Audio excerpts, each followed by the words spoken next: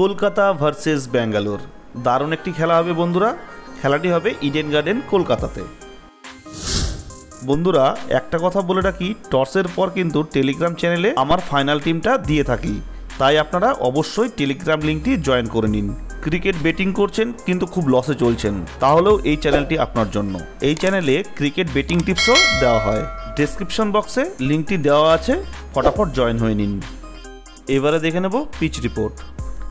বন্ধুরা জেনে নেব ইডেনের পিচ রিপোর্ট। এখানে টোটাল আইপিএল হয়েছে মোট 89টি। ফার্স্ট ব্যাটিংয়ে জিতেছে 37টি আর সেকেন্ড ব্যাটিংয়ে 52টি। নো রেজাল্ট একটাও হয়নি। এই মাঠে প্রথম ইনিংসের এভারেজ স্কোর হলো 164। বন্ধুরা একটা কথা বলে রাখি, এই পিচ হচ্ছে ব্যাটিং পিচ, একটা গুড পিচ। এখানে 3টা খেলা হয়েছে বন্ধুরা। টোটাল 3টা খেলাতে কিন্তু প্রথমে 208 হয়েছে, এটা কিন্তু চেসিং হয়নি, এটা কিন্তু কলকাতা জিতেছিল। তারপরও হয়েছে 161, এটাতে কিন্তু কলকাতা জিতেছে। তারপরে কিন্তু 223 রান, এটাতে কিন্তু মানে হেরে গেছে। বন্ধুরা বলে রাখি, বাউন্ডারি ছোট বাউন্ডারি, আর 3টা থেকে খেলা, 3:30 থেকে মানে দুপুরের পর থেকে বিকেল থেকে খেলা। চৈত্র মাস যেহেতু প্রচণ্ড গরম, তাই 11 জন প্লেয়ার যারা প্রথমে ফিল্ডিং করবে তাদের কিন্তু প্রচণ্ড কষ্ট হয়ে যাবে। এই কারণে পরে কিন্তু তারা রান করতে পারবে না। যারা ফার্স্ট ব্যাটিং করবে তারা কিন্তু উইনের চান্সটা বেশি। চলুন বন্ধুরা এবার দেখে নেব প্রত্যেকটা প্লেয়ারের রিসেন্ট ফর্ম। প্রথমে কলকাতা প্লেয়ারদের রিসেন্ট ফর্ম দেখে নেব। ফিল সল্ট আগের ম্যাচে 10 করেছে, তার আগের ম্যাচে 89 নট আউট।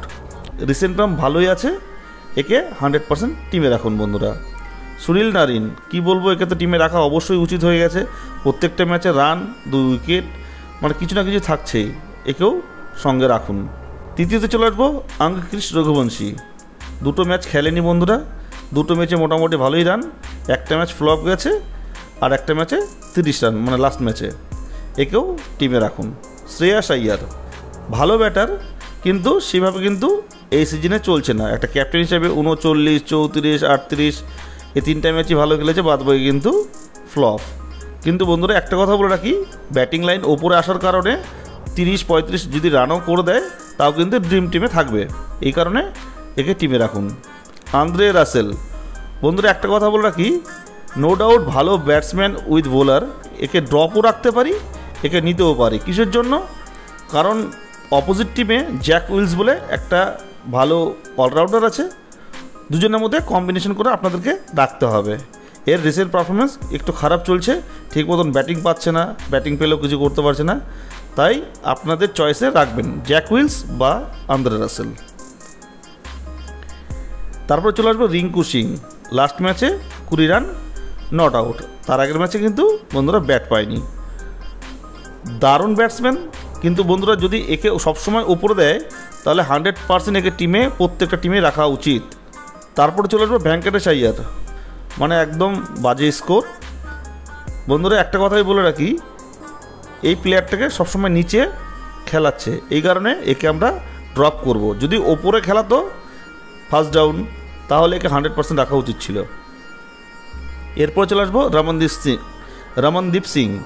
বন্ধুরা এই ব্যাটসম্যানটাও খুব ভালো, লাস্ট ম্যাচে 1 নট আউট, তার আগের ম্যাচে ব্যাট পায়নি। ঠিক মতন ব্যাট পাচ্ছে না ছেলেটা, যদি ভালো মতন যদি ব্যাট পায়, ওপরের দিকে যদি একে নামায়, 100% প্লেয়ারটা দারুণ। কিন্তু কিছু করার নেই বন্ধুরা, অনেক নিচে আসার কারণে একেও ড্রপ করতে বাধ্য হব। তারপরে চলে আসবো হর্ষিত রানা। বন্ধুরা লাস্ট ম্যাচে 2টো উইকেট, তার 2টো আগের ম্যাচ খেলেনি, তার আগের ম্যাচে 2টো উইকেট, তার আগের ম্যাচে মানে ফার্স্ট ম্যাচে 3 উইকেট। বন্ধুরা 100% নো ডাউট আপনারা রাখতে পারেন একে, দারুণ পারফরমেন্স। তারপর চলে আসবে বরুণ চক্রবর্তী। বন্ধুরা যদি প্রথমে কলকাতা ব্যাট করে, হাই স্কোরিং মাঠ তো অবশ্যই, হাই স্কোরিং যদি হয়ে যায় তাহলে কিন্তু এর জন্য কিন্তু একমাত্র বরুণ চক্রবর্তী ঠিক আছে। বা সেকেন্ড ব্যাটিংয়ে যদি আসে কলকাতা, অপোজিট টিমের রান যদি খুব কম হয়, তাহলে প্রেশারে পড়ে যে কোনো প্লেয়ার, আর তখন কিন্তু বরুণ চক্রবর্তীর বলে কিন্তু উইকেট যায়। এই কারণেই বলছি বন্ধুরা, এইসব বোলার কিন্তু একটা ট্রাম্প প্লেয়ারের মতন, তো আপনারা একে রাখতে পারেন। তারপর চলে আসবে মিচেল স্টার্ক। আগের ম্যাচে কোনো উইকেট নেই, তার আগের ম্যাচে 3টে উইকেট। এবছর খুবই খারাপ চলছে, হ্যাঁ, এত দামি প্লেয়ার একটু ভালো মতন পারফরমেন্স করতে পারছে না বন্ধুরা, একে অপশনালি ড্রপ করব। তারপরে চলে আসবো বৈভব আরোরা, নিঃসন্দেহে রাখতে পারেন বন্ধুরা, প্রত্যেক ম্যাচে উইকেট আছে, একে আপনারা 100% ট্রাই করুন। তারপরে চলে আসবো আরসিবি প্লেয়ারদের রিসেন্ট ফর্ম দেখব। প্রথমেই দেখে নেব ফ্যাব ডু প্লেসিস, দারুণ দারুণ দারুণ, এক কথায় খুবই দারুণ। একটা কথাই বলে রাখি বন্ধুরা, দারুণ ব্যাটসম্যান, আপনারা অবশ্যই রাখতে পারেন।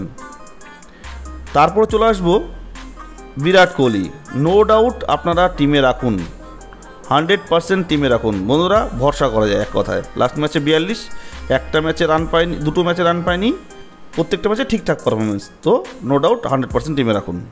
তারপর আসবো জ্যাক উইলস, এটা কিন্তু খতরনাক ব্যাটিং এবং হচ্ছে বোলার, মানে অলরাউন্ডার, একে আপনারা 100% ট্রাই করুন। আমি প্রথমেই বলে দিলাম, হয় আন্দ্রে রাসেল নইলে উইল জ্যাক্স। তো যাই হোক বন্ধুরা, দুজনের মধ্যে একজনকে রাখবেন। এখানে দেওয়া আছে প্রত্যেকটা ইনিংসের রান, রিসেন্ট ফর্মগুলো দেওয়া আছে।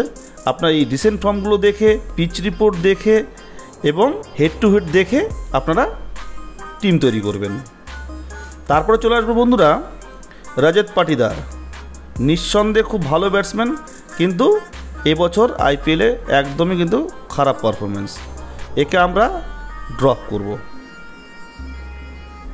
সৌরভ চৌহান, লাস্ট ম্যাচে 0, তার আগের ম্যাচে 9, তার আগের ম্যাচে 9, বন্ধুরা কি বলবো, আপনারাই দেখতে পাচ্ছেন, ড্রপ করতে বাধ্য হচ্ছি। আপনারাও সেইভাবেই খেলবেন, রিস্ক নেবেন, রিস্ক না নিলে কোনোদিন গ্র্যান্ড লিগ জিততে পারবেন না, মানে বড় অ্যামাউন্ট এক কথায়। তারপরে চলে আসবো দীনেশ কার্তিক, বিধ্বংসী ব্যাটসম্যান এক কথায় বন্ধুরা, দুটো ম্যাচ যা খেললো মারাত্মক, দীনেশ কার্তিককে অবশ্যই রাখতে হবে। তারপরে চলে আসবো মহিপাল লোমরোর, লাস্ট ম্যাচে 19, 1 বা 2 ওভার বল করেছিল, কোনো উইকেট পায়নি বন্ধু, একেও ড্রপের খাতায় রাখবো। অনুজ রাওয়াত, দারুণ ব্যাটসম্যান, কিন্তু অনেক নিচে আসার কারণে একে টিমে রাখতে পারছি না, ড্রপ করব। বিজয় কুমার বিষয়ক, লাস্ট ম্যাচে 1 রান, কোনো উইকেট নেই, তার আগের ম্যাচে 1টা উইকেট, বন্ধুরা ড্রপ করব। টপলি, লাস্ট ম্যাচে 1 উইকেট, তার আগের ম্যাচে উইকেট নেই, তার আগের ম্যাচে উইকেট, বন্ধুরা ব্যালেন্স, একে আপনারা রাখতে পারেন। লকি ফার্গুসন, বন্ধুরা চরম ফাস্ট বোলার, একে আপনারা অবশ্যই রিস্ক নিতে পারেন। তারপর চলে আসবে ইয়াস দয়াল, জানি না কার কাছে কেমন লাগে বন্ধুরা, আমার কাছে খুব ভালো লাগে এই বোলারটাকে, এই কারণেই ঠিকঠাক আপনাকে একটা ড্রিম টিমে জায়গা করে দেয়। লাস্ট ম্যাচে যদিও উইকেট পায়নি, ক্যাচ ছেড়ে দিয়েছিল, তাই আমি একটা কথাই বলছি, যতটা সম্ভব টিমে রাখুন। তারপরে চলে আসবো বন্ধুরা এই ইডেন গার্ডেন কলকাতার লাস্ট 3টা ম্যাচ দেখে নেব। ফার্স্ট যে ম্যাচটা হয়েছিল 23শে মার্চ, তাতে কিন্তু 208 করেছিল, সানরাইজার হায়দ্রাবাদ কিন্তু চেস করতে পারেনি কিছু মিস্টেকের জন্য, তাতে কলকাতা কিন্তু 4 রানে কিন্তু জিতেছিল। প্লেয়ার অফ দ্য ম্যাচ হয়েছিল আন্ড্রে রাসেল, দারুণ পারফরমেন্স ছিল। চেষ্টা রাখবেন জ্যাক উইলস বা আন্ড্রে রাসেলের মধ্যে কাউকে মানে টিমে রাখার। তারপরের ম্যাচ যেটা হলো বন্ধুরা ইডেনে 14 এপ্রিল, এটা কিন্তু মিডল একটা স্কোর হয়েছিল 161 রান, 7 উইকেট গিয়েছিল। এটাতেও যখন 7 উইকেট গিয়েছিল, এটাতেও কিন্তু 7 উইকেট, মানে প্রথম ম্যাচের দিকে কিন্তু 7 উইকেট, কিন্তু এবারের খেলা কিন্তু 3টা 30 থেকে, মনে রাখবেন বন্ধুরা 3টা 30 থেকে কিন্তু খেলা। এটাতে কিন্তু জিতেছিল কলকাতা 8 উইকেটে। প্লেয়ার অফ দ্য ম্যাচ হয়েছিল ফিলিপ সল্ট, দারুণ পারি খেলেছিল। এই প্লেয়ারটাকে আপনারা ক্যাপ্টেন ভাইস ক্যাপ্টেনও কিন্তু রাখতে পারেন। একটা ম্যাচ হেরেছিল, যেটা হচ্ছে 16 এপ্রিলের ম্যাচটা, কলকাতার দারুণ একটা পারফরমেন্স করার পরেও হেরে গিয়েছিল। এটুকু মনে রাখবেন বন্ধুরা, এই মাঠে হাই স্কোরিংও রান হয় এবং মিডিল একটা স্কোরেরও কিন্তু রান হয়, সেই হিসাবেই কিন্তু টিম বানাবেন। চলুন বন্ধুরা, এবার দেখে নেব এই দুটো টিমের হেড টু হেড ম্যাচ। এই দুটো টিমের মধ্যে টোটাল খেলা হয়েছে 33 বার, তাতে কিন্তু কেকেআর 19 বার জিতেছে, আর 14 বার কিন্তু জিতেছে হচ্ছে হাড্ডাহাড্ডি ম্যাচ। তো দেখতেই পাবো বন্ধুরা। একটা কথা বলে রাখবো, এখানে কিন্তু পাল্লা ভারী কলকাতার মাঠে খুব কম হারে আগের ম্যাচটা হেরে গেছে কিছু ভুলের জন্য। রান কিন্তু করেছিল 223 রান, মনে রাখতে হবে 223 রান কিন্তু অনেকটা রান। চলুন বন্ধুরা, আমার প্রেডিকশনের টিমটা দেখে নেব। বন্ধুরা উইকেট কিপার সেকশন থেকে নেব 2 জন, ব্যাটিং সেকশন থেকে নেব 3 জন, অলরাউন্ডার সেকশন থেকে নেব 2 জন, আর বোলিং সেকশন থেকে 4 জন নেব। চলুন বন্ধুরা টিম বানিয়ে ফেলি। উইকেট কিপার সেকশন থেকে নেব ফিল সল্ট আর দীনেশ কার্তিকের রিসেন্ট ফর্ম কিন্তু দারুণ। ব্যাটিং সেকশন থেকে নেব বিরাট কোহলি, নেব শ্রেয়াস আইয়ার আর নেব অঙ্গক্রিস রঘুবংশীকে। অলরাউন্ডার থেকে নেব আন্দ্রে রাসেল আর সুনীল নারিন মারাত্মক খেলছে, একে আমরা 100% টিমে রাখবই। তারপরে চলে আসবো বোলিং সেকশনে নেব আমরা লকি ফার্গুসনকে, হর্ষিত রানা, ইয়াশ দয়াল আর বৈভব অরোরা। হয়ে গেল বন্ধু টিম। ক্যাপ্টেন এবং ভাইস ক্যাপ্টেনে রাখবো আমরা কিং কোহলিকে আর ভাইস ক্যাপ্টেনে রাখবো আমরা ফিলিপ সল্টকে। প্রিভিউতে দেখে নেব বন্ধুরা।